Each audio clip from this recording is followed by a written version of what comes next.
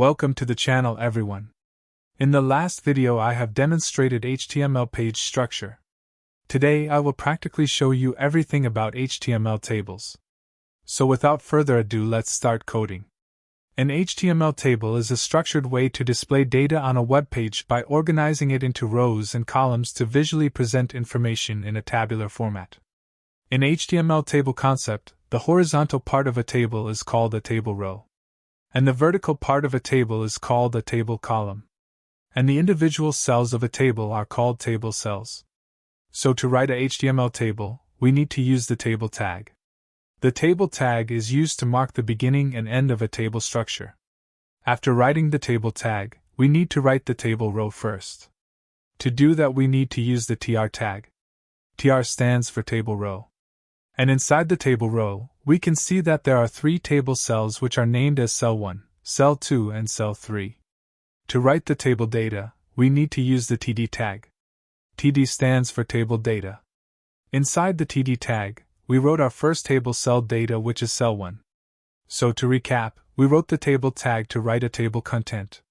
Then we wrote a tr tag to write a table row. And inside the first row, we wrote a td tag to write the data inside the table row. We can see that there are two more table data in the first table row, which are cell 2 and cell 3. So we wrote two more td tag, and inside them, we wrote our table cell data, which are cell 2 and cell 3 respectively. Thus our first table row is complete. We can see that there is another table row in this table which contains three table data cells, which are cell 4, cell 5, and cell 6. So similarly, we need to write a separate tr tag for building a separate table row.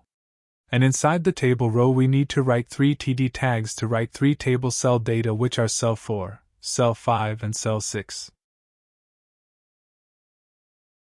So for your understanding, at first we wrote the table tag. And we wrote two tr tags for two table rows. And we wrote three td tags for three table cell data inside each of the table rows. Let's run our code. We got our output, but we can see that our table border is missing. To write the table border, we need to use the style tag at the top of our code to write some CSS for the table border. The style tag is used to define style information for a document.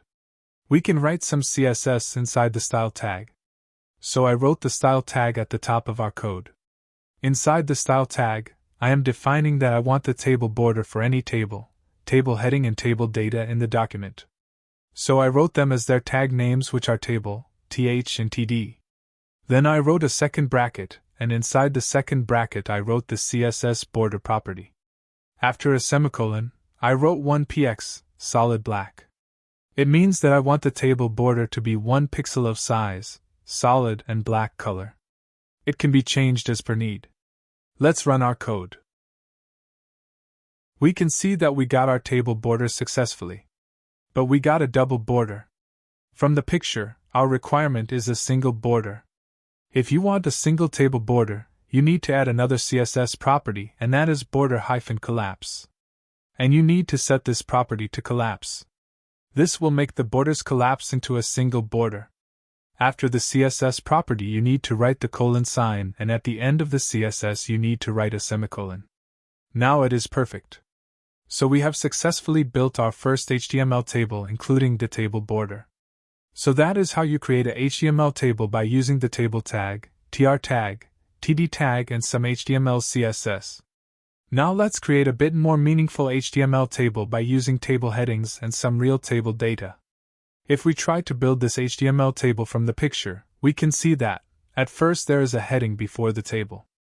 And inside the table there are three rows. The first row is used for the table header.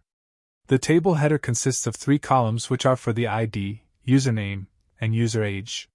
In the second and third row there are some table data for the ID, username, and user age. So to build the heading before the table, we will use the h2 element here. And to build the table we will use similar code like the previous table. I have written an h2 tag, and inside the tag I have written the text which is in the image. So our heading is complete, which is before the table.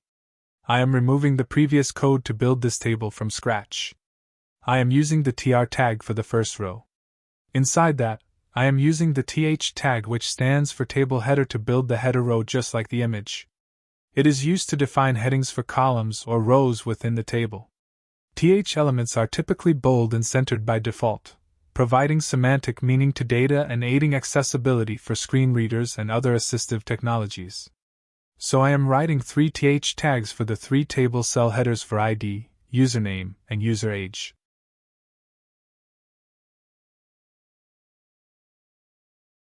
Thus our first row is complete. For the second row, I am writing another TR tag. And inside the TR tag I am taking the TD tag to write the table cell data. As the first table cell data is 1, I wrote 1 inside the TD tag. Similarly, I am writing 2 mode TD tags for the username Amy and age as 25. Thus our second row is complete. For the third row I am writing another TR tag.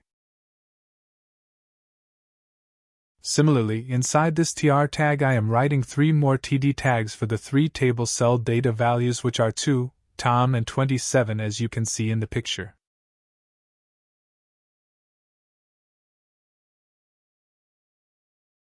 That is how I have completed creating this HTML table. This is the easiest possible way for showing you how to build an HTML table. So for the general heading I have used the H2 element. And for the table I have used the table, TR, TH and TD elements. Let's run our code. So you can see that we have successfully created our targeted HTML table.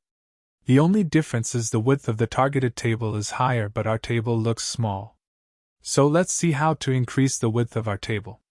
To add a custom width to a HTML table, I am using the styles CSS attribute inside the table tag. And inside the double quote, I am mentioning the width as 50%. So 50% width will be half of the entire page. Let's run our code. You can see that our table is wider now by adding the custom width. The output looks good now and it is just as our targeted table. Let's see what happens if we make the table width as 100%. So you can understand that a 100% width makes the table as wider as the entire page.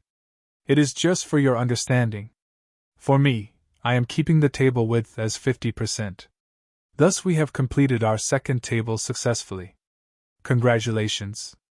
Now you understand how to build a HTML table and how to change the width of the HTML table.